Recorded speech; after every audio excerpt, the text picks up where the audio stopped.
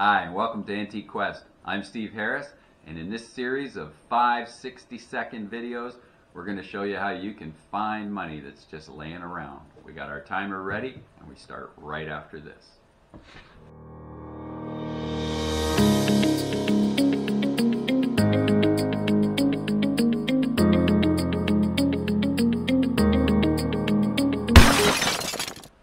Okay, 1 minute. Ready?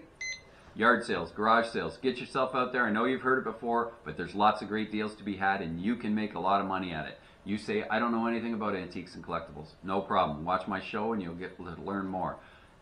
There is something you do know about. Whether you're young, maybe you know about video games. Maybe you're a lady, you know jewelry, fashion. There's things you know the value of. Just think about what those are and go hunting for them at the garage sales. You have to get up early, get there for the best deals. Go late, you get the best prices. So all day long you can find yourself deals at garage sales, and they're in every town, province, and state. You can go by car, by your bicycle, walk if you have to.